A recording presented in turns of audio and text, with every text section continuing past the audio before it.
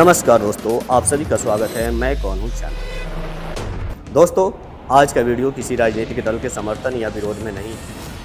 यह वीडियो एक ऐसे भारतीय के बारे में है जिसने अपना पूरा जीवन शिक्षा, विज्ञान, पर्यावरण और देश की सेवा में समर्पित कर दिया है। लेकिन आज यही व्यक्ति अपनी बात रखने के लिए लोकतांत्रिक और शांतिक तरीके से अनशन पर बैठा है। आप सोच रहे होंगे कौन?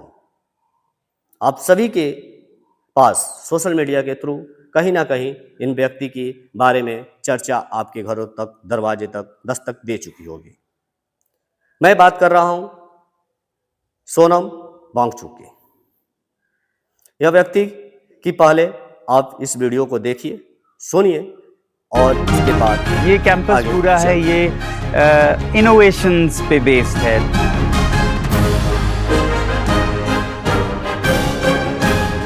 हम इलेक्ट्रिसिटी और जनरेटर के बदले में हम लोग सूरज की रोशनी इस्तेमाल करके हम लोग यहाँ पे खाना पकाते हैं और घर भी गर्म।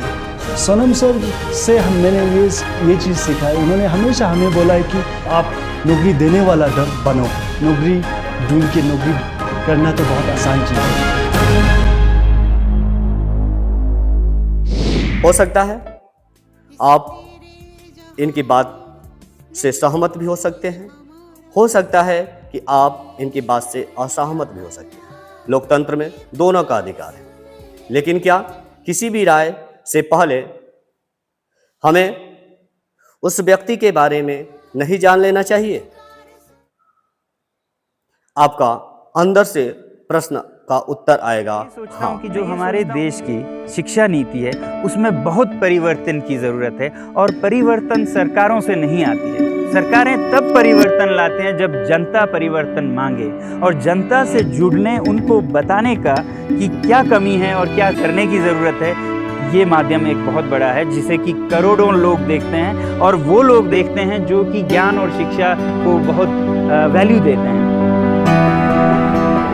तो चलिए हम जानने का प्रयास करते हैं कि सोनम वांगचुक कौन है, उन्होंने देश के लिए क्या किया है, इन्हें इतने सम्मान क्यों मिलते हैं और आज जब वो अपनी बात रख रहे हैं तो पूरा देश इनकी ओर क्यों देख रहा है।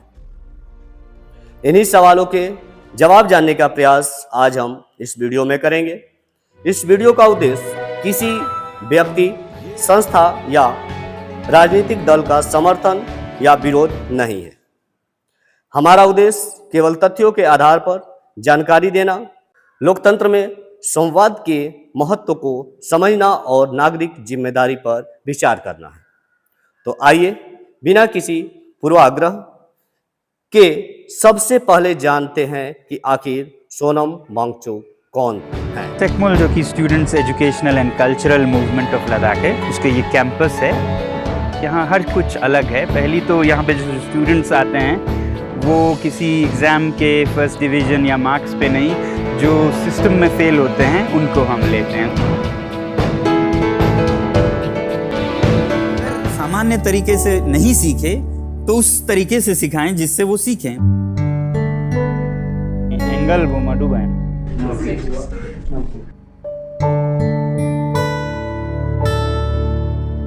तो इसे व्यावहारिक, प्रैक्टिकल तरीकों से, हैंड्स ऑन तरीकों से सिखाएं। तो इस स्कूल में बच्चे एक छोटी सी सरकार बनाते हैं हर 2 महीने में। हर नकली नहीं होते हैं, असली अधिकार होते हैं, जिसमें कि गार्डनिंग करते हैं बच्चे खुद। कुछ सोलर गैजेट्स जिससे ये पूरा स्कूल के लगभग की देखभाल करते हैं। वो उस गाय के दूध उत्पादन की ट्रैकिंग करते हैं। आप ये जो तस्वीर दिख रहे हैं ये है सोनम वांगचुक। सोनम वांगचुक का जन्म 1 सितंबर 1966 को भारत के केंद्र शासित प्रदेश लद्दाख के ऐतिहासिक अलची गांव में हुआ। आज जिन सोनम वांगचुक को पूरी दुनिया एक इंजीनियर, शिक्षाविद, पर्यावरणविद और नवाचार कर्ता के रूप में जानती है, उनका बचपन अत्यंत साधारण परिस्थितियों में बीता। उस समय इनके गांव में कोई विद्यालय नहीं था, इसलिए लगभग 9 वर्ष की आयु तक इनकी प्रारंभिक शिक्षा इनकी मां ने घर पर ही कराई। बाद में इन्हें आगे की पढ़ाई के लिए श्रीनगर भेजा गया।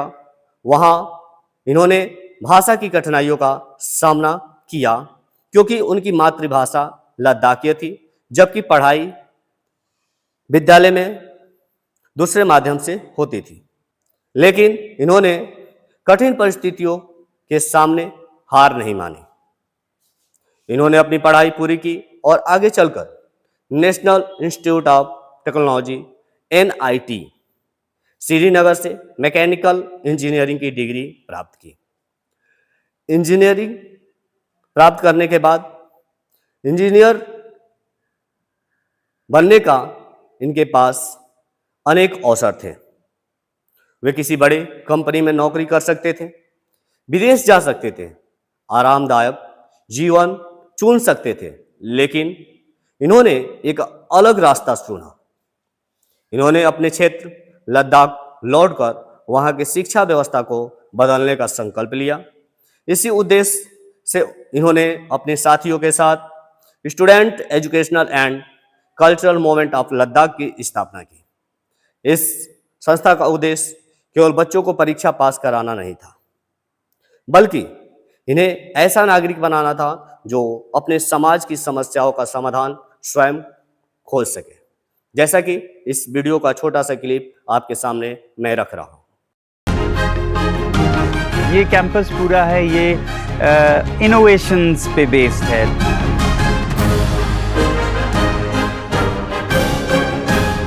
हम इलेक्ट्रिसिटी और जनरेटर के बदले में हम लोग सूरज की रोशनी इस्तेमाल करके हम लोग यहाँ पे खाना पकाते और घर भी गर्म।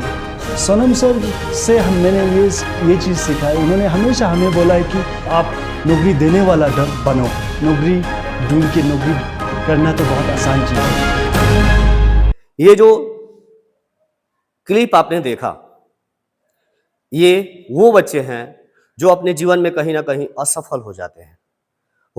वैसे बच्चों को सोनम वांगचुक ने आगे बढ़ाने का संकल्प लिया। उन्होंने student educational and cultural movement of Ladakh के माध्यम से आज दुनिया के एक मॉडल स्कूलों में सम्मिलित किया। यहाँ सौर ऊर्जा से चलने वाले भवन हैं। छात्र स्वयं खेती करते हैं, तकनीकी सीखते हैं, नेतृत्व सीखते हैं और जीवन जीने की वास्तविक शिक्षा प्राप्त करते हैं। सोनम वांगचुक का सबसे प्रसिद्ध वैज्ञानिक नवाचार आइस स्तूप रहा। मैंने एक सोशल मीडिया के माध्यम से जिन भाई साहब का मैंने ये सोनम वांगचुक जी के प्रति जो ये भड़ास देखा, ये हमसे रहा नहीं गया।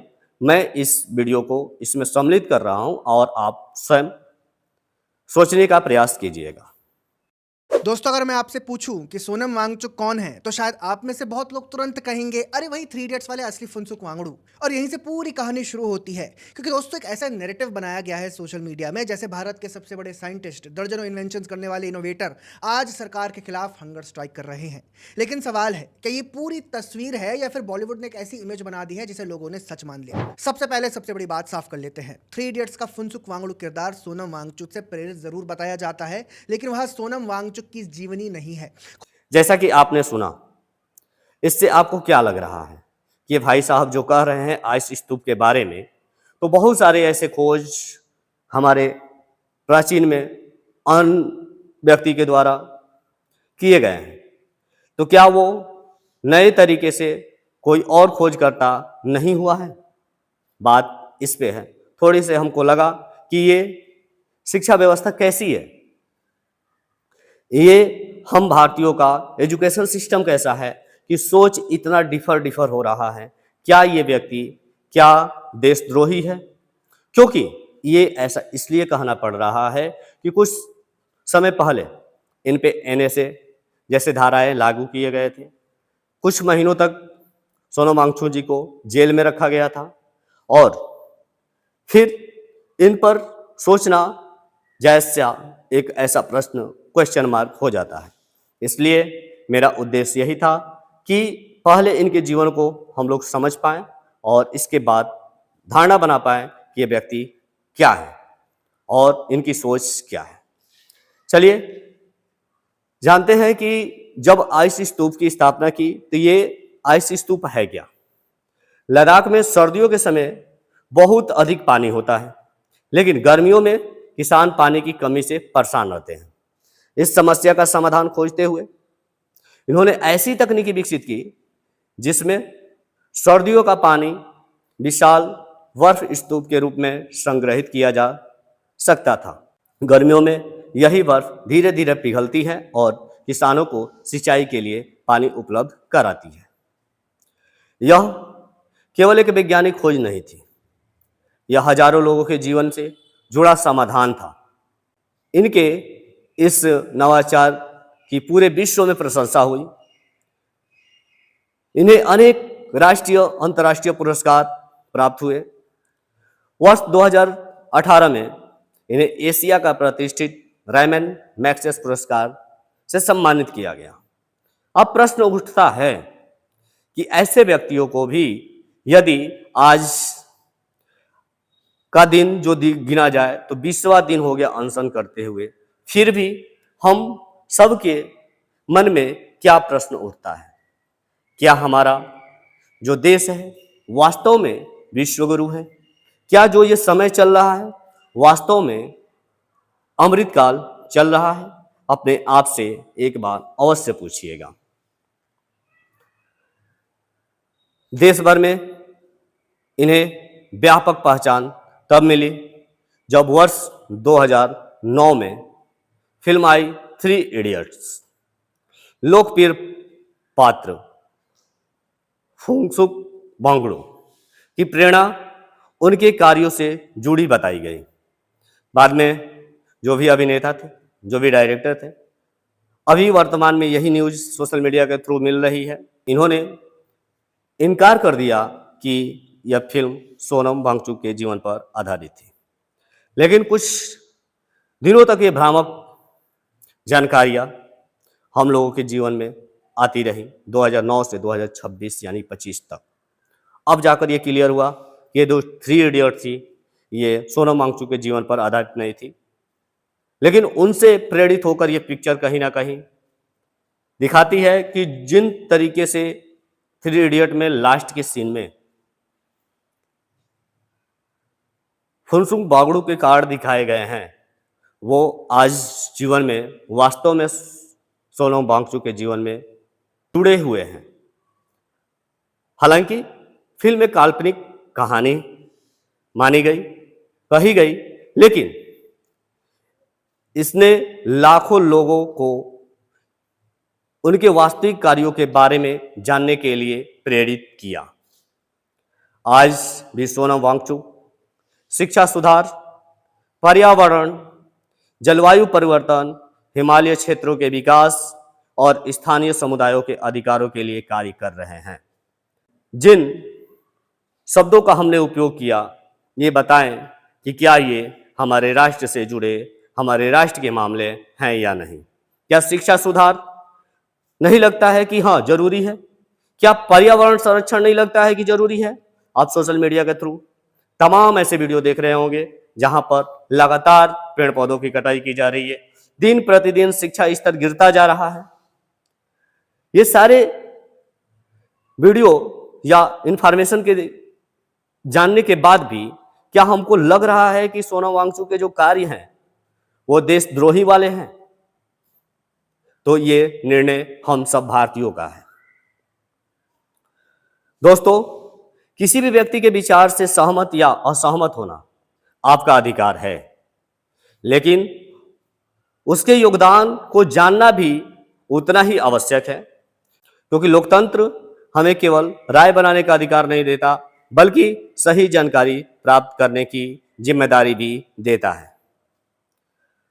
आज जब हम सोनम वांगचुक के जीवन और उनके योगदान को जान चुके हैं, तो अगले भाग में समझेंगे कि वे आज किस मुद्दे को लेकर अपनी बात रख रहे हैं।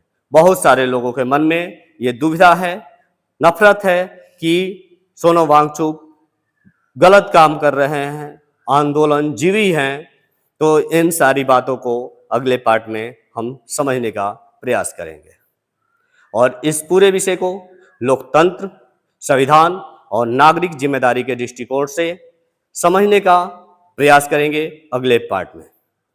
तब तक के लिए आपसे यही रिक्वेस्ट होगा कि आप इस वीडियो में किसी प्रकार की त्रुटि अगर पाए हैं तो आप कमेंट के माध्यम से रख सकते हैं। मैं भी एक भारत का नागरिक होने की जिम्मेदारी निभाने का प्रयास कर रहा हूं, क्योंकि जब से ये सोनम वांगचुक की जीवनी को देखा, उनके तमाम सोशल मीडिया से जानकारियों को देखा, उनके जीवन परिचय से सीखने का प्रयास किया, तो हमको लगा कि ऐसे व्यक्तियों का समर्थन हम आज के युवाओं और पढ़े लिखे जो वास्तव में कहते हैं कि हमें राष्ट्र की सेवा करनी चाहिए, हम राष्ट्र के भविष्य हैं, तो हम लोगों को जिम्मेदारी है कि अपने ऐसे रत्न को खोने से पहले संवाद सबसे बड़ा हथियार है लोकतंत्र का, जो अभी 20 दिनों से नहीं हो पाया है। तो प्रयास यही 20 जुलाई को सुनने में या सोशल मीडिया के माध्यम से आप तक पहुंच चुका होगा। जो सदन प्रारंभ हो रहा है वहां पर पहुंचने वाले हैं, लेकिन अभी तक संवाद क्यों नहीं हुआ, ये हम सब के लिए एक चिंताजनक विषय है। कहीं ऐसा ना हो कि हम अपना एक रत्न खो जाएं और बाद में हम पूरे भारतवासियों को पछतावा। जय हिंद, जय भारत।